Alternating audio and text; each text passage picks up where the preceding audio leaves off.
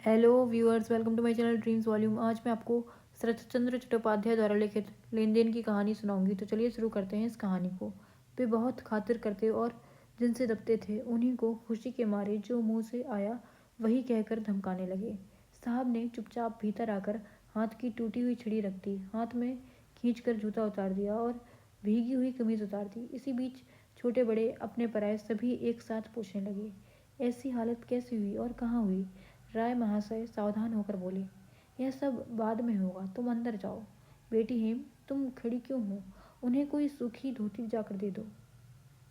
अंदर जाकर ससुर सास कुटुंबियों के पूछने पर उन्होंने बताया कि उस पार फकीर साहब से मिलने गए थे, पर भेंट नहीं हुई। वे वहाँ नहीं हैं। उस पार के नाम से सभी के रोंगटे खड़े हो गए। राय महाशय ने घबरा कर कहा, फकीर से मिलने गए थे? मुझसे क्यों नहीं कहा? मैं उसे बुलवा देता, पर इस अंधेरे में राह पहचान कर कैसे आए? निर्मल ने कहा, राह पहचानने की मुझे ज़रूरत नहीं हुई। ज़रूरत पड़ती तो मैं ना पहचान पाता, पर आए कैसे? किसी ने हाथ पकड़कर मुझे मकान के सामने तक पहुंचा दिया। चारों ओर से प्रश्न होने लगा, वह कौन है? वह कौन है? उसका नाम क्या है? निर्मल ने कहा, क्या मालूम, नाम बतलाने में शायद उनको आपत्ति हो। राय महाशय प्रतिवाद करते हुए बोले, आपत्ति कभी नहीं। हमारे इस देश के आदमियों को तो तुम नहीं पहचानते, पर कोई भी हो उसे खुश कर देना चाहिए। अब उन्होंने नौकर को बुलाकर हुक्म दे दिया, इधर अगर चटर्जी बाहर हों तो अभी जाकर उससे कह दो कि कल तड़के ही पता लगाकर इनाम दे दिया जाए। समूचा 1 रुपया ही उसको मिलना चाहिए, उसमें से कुछ काट न लेना। चटर्जी बड़ा कंजूस है। अब वे उदारता के आवेग से पहले गृहिणी, उसके बाद बेटी और जमाता की ओर सदय दृष्टि से देखने लगे। रात को भोजन के बाद पति को एकांत में पाकर हेम ने कहा, बाबूजी ने तो इनाम की घोषणा कर दी। पूरा रुपया देने की चेष्टा भी शायद कुछ हो, पर कोई फल नहीं होगा। निर्मल ने कहा, हाँ, आसामी नहीं होगा। हेम हंसकर बोली, पर आपने उस दयालु मनुष्य को क्या पुरस्कार दिया? निर्मल ने कहा, तुम्हारी समझ में देना क्या इतना सहज काम है? वह क्या दाता की भलाई पर ही निर्भर है? तो दे नहीं सके। नहीं, देने की कोशिश भी नहीं की। पति के मुंह की ओर पल भर ताकती हुई हेम बोली, पर मेरा कर्तव्य है। बाबूजी उन्हें ढूंढ न सकेंगे, पर मैं ढूंढ लूंगी।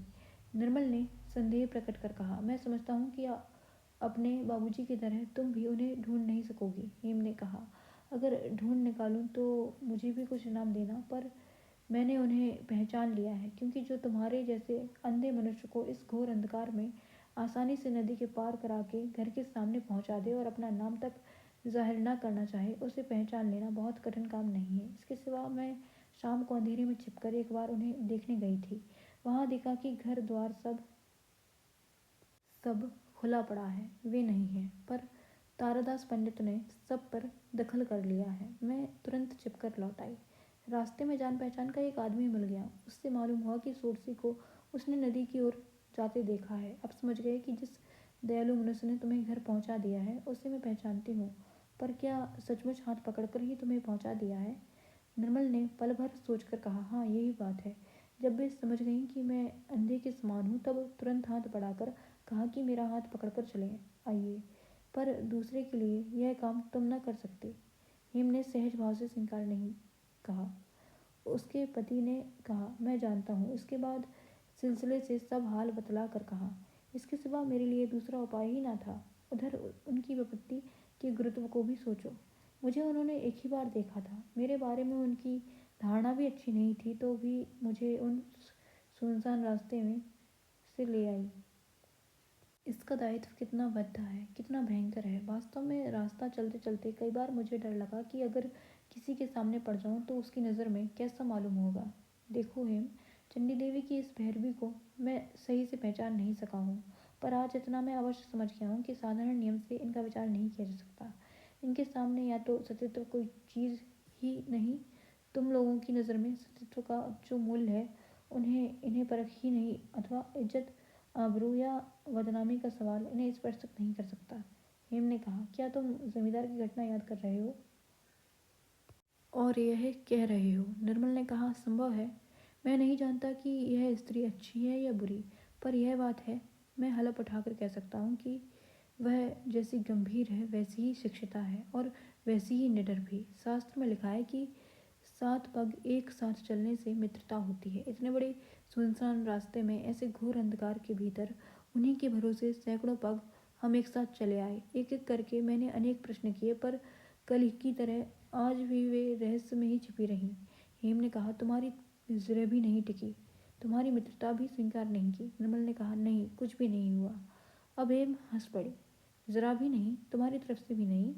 इतनी बड़ी बात को तुम यूं ही धोखा देकर पूछ लेना चाहती हो, पर अपने को जानने के लिए भी तो समय लगता है हेम। इतना कहकर निर्मल रुक गए। उन्होंने देखा कि हेम उन्हीं की ओर एकटक देख रही है।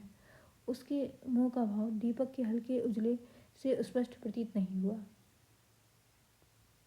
वे स्वयं अपने पहले कथन के सिलसिले में क्या कहेंगे, इसका निश्चय करने से पहले ही हेम धीरे धीरे बोली, वह ठीक है, तो भी पुरुषों को समझने में शायद विलम्ब होता है, पर स्त्रियों को ऐसा अभिशाप है कि उनकी सारी जिंदगी अपने भाग की चिंता में ही बीत जाती है। अच्छा, अब तुम सो, मैं अभी आती हूँ। वह कोई बात होने से पहले ही उठकर सावधानी से किवाड़ बंद करके बाहर चली गई। निर्मल ने उसका हाथ नहीं पकड़ा। रहस्य की ओट में स्त्री के इस अर्थहीन संशय और अविचल की वेदना ने मानो उन्हें क्रोध में चंचल कर दिया। सामने की घड़ी में बड़ी दुखदायी मिनट की सुई टिक टिक करते हुए नीचे लटक गई। पर जब तक हेम लौटी नहीं, तब तक अकेले बिस्तर पर पड़े रहने में असमर्थ होकर उन्होंने धीरे धीरे किवाड़ खोले और बाहर आकर देखा कि अंधेरे बरामदे में एक खंबे के पास हेम चुपचाप बैठी हुई है। पास आकर सिर पर, शरीर पर हाथ फेरने से मालूम हुआ कि बारिश से सब भीग गया है। उन्होंने हाथ पकड़कर घर के भीतर लाकर कहा, तुम क्या पागल हो गई हो हेम? इससे अधिक और कुछ उनसे कहते नहीं बना। कहने का प्रयोजन भी उन्होंने नहीं समझा। दीपक के उजाले में हेम के मुंह की ओर देखा। आंसुओं का आभास अभी तक उसकी आंखों से अदृश्य नहीं हुआ था। सुबह उठकर हेम अपने रात के व्यवहार के प्रति बहुत शर्माई। निर्दोष और चरित्रवान स्वामी के ऊपर इस प्रकार के अकारण आक्षेप के झंझट को उसने उस आंधी पानी और दुर्योग की रात में उनके रास्ते में अनजान और भटकने की चिंता के सिर मढ़कर मन ही मन हंसना चाहा। पर जो दिल खोलकर हंसने की उसकी आदत थी, उसके पास आज तक उसकी पहुंच किसी तरह नहीं हुई। किरकिरी निकल जाने पर भी मानो अबोध आंखों की शंका नहीं गई। शिरोमणि जी ने स्वयं आकर मुहूर्त बतला दिया। 10:30 किसी तरह बीतने न पाए। माँ भंडार में यात्रा की तैयारी और रसोई घर में खाने के इंतजाम की उलझन में है। उन्हें तनिक भी फुर्सत नहीं है। इतने में बाहर से आवाज आई, राय बाबू बेटी को बुला रहे हैं। हेम ने बाहर आकर देखा, मानो कोई उत्सव हो रहा है। पिताजी बीच में फर्श पर चांदी मढ़ा हुआ हुक्का पी रहे हैं। शिरोमणि है, जमींदार का गुमाश्ता एक कौड़ी नंदी है, तारादास है, गांव के और भी कई मुखिया हैं। उसके पति भी एक और चुप्पी साथे बैठे हुए हैं। उत्साह और आनंद के उमंग में राय लोग एक ही साथ हेम को संवाद सुनाने लगे, पर पहले उनकी कुछ भी समझ में नहीं आया। शिरोमणि के मुंह में एक भी दांत नहीं है, पर आवाज खासी है। उस आवाज की प्रबल शक्ति ने क्षण भर में सबको रोक कर जो प्रकट किया, वह इस प्रकार है। कल भयानक दुर्योग की रात में बड़ी सफलता प्राप्त हुई है। शत्रुपुरी पर सहज ही कब्जा हो गया है। भैरवी घर में नहीं थी। जासूस से खबर पाकर तारादास ने उस लड़की के साथ जाकर इस मौके पर सब पर दखल कर लिया है। झगड़ा करना तो दूर रहा, डर के मारे सूरसी ने एक बात तक नहीं कही। मामूली सा सामान लेकर वह उस रात को ही घर से निकल गई। चार दीवारी के बाहर मंदिर से सटे हुए जिस खपरेले में यात्री लोग दूर से आकर रसोई बनाते खाते हैं, उसी में उसने आश्रय लिया है। इसे चंडी माता की कृपा ही समझो। इस कृपा का परिणाम अगर और थोड़ा सा बढ़ जाए तो उसे गांव से निकाल देने में भी कोई विलम्ब नहीं होगा। प्रसन्न तारादास ने ऊपर की ओर देखकर विनय के साथ हंसते हंसते कहा, यह सब देवी की इच्छा है। जो कुछ करना था सब उन्होंने कर लिया है, नहीं तो उतनी बड़ी वाघिन क्या भीड़ बन जाती। मैं तम्बाकू भरकर फूंक रहा था और लड़की पास बैठकर चाय बना रही थी। इतने में कहीं से भीगती भागती सूरसी भी आ गई। हम लोगों को देखकर वह डर के मारे काठ हो गई। थोड़ी देर के बाद धीरे धीरे बोली, बाबूजी, मैं तो कभी कहा नहीं कि तुम चले जाओ या यहाँ मत रहो। खुद ही क्रोध के मारे चले गए और न जाने कितना कष्ट सहा। मैं हूं ना, कहा। दरवाजे के सामने आकर उसने पूछा, इस घर में तुमने ताला लगा दिया है बाबूजी? मैंने कहा, हाँ लगा दिया है, जो करना हो सो कर ले। तनिक चुप रहकर उसने कहा, तुम्हारे साथ मैं कुछ झगड़ा नहीं करूँगी बाबूजी, तुम ही लोग रहो। घर को ज़रा खोल दो, मैं अपनी 2 धोतियाँ ले लूँ। मैंने ताला खोल दिया। माता चंडी की कृपा से उसने फिर कोई झगड़ा नहीं किया। पहनने की 2 धोतियाँ, एक कंबल और लोटा लेकर उसी अंधेरे में भीगते भागते चली गई। देवी को प्रणाम कर मैंने कहा, माँ लड़के पर ऐसी ही दया रहे तो नाम लिए बिना मैं पानी तक नहीं पीता हूँ। शिरोमणि हाथ हिला हिलाकर कहने लगा, रहेगी रहेगी, मैं कहता हूँ तारादास, तुम्हारे ऊपर माँ की कृपा बनी रहेगी, नहीं तो उनका जगदम्बा नाम व्यर्था है। एक कौड़ी ने कहा, पर पंडित जी आप कुछ भी कहें, माँ की गद्दी खाली नहीं रह सकती। अब उस नई लड़की को भैरवी बनाने में देर करने से भी नहीं चलेगा। राय महाशय जला हुआ हुक्का पास के आदमी के हाथ में थमाकर बड़ी गंभीरता के साथ बोले, हाँ हाँ सब हो जाएगा, मैं सब प्रबंध कर लूँगा, तुम लोग घबराओ मत। फिर दामाद की ओर देखकर कहा, लड़की से एक सतर लिखा भी तो लेना चाहिए ना, वह भी हो जाएगा, बुलाकर डांट टपट कर वह भी कर लूँगा। पर तुमसे यह भी कह देता हूँ तारादास, कदम तल्ले की उस ज़मीन के लिए फिर झगड़ा ना करना। गले की आड़त को अब सामने ना हटा लाऊं तो मैं सब और नज़र नहीं रख सकता। सूरसी की तरह मेले के नाम से भी झगड़ा करने से बात पूरी नहीं हो पाई कि बहुत से लोग तारादास की ओर से राजी हो गए और वह स्वयं भी दांतों तले जीभ दबाकर गदगद कंठ से बोला, यह बात कहने की भी जरूरत नहीं है राय महाशय, सभी आपका है। हाथी के साथ मच्छर का झगड़ा क्यों बेटी? यह कहकर उसने कोई भली बात या जरा सिर हिलाना या ऐसा ही कुछ सुनने की आशा से हेम के मुंह की ओर ताका। उसी के साथ बहुतों की दृष्टि उसी के ऊपर जा पड़ी।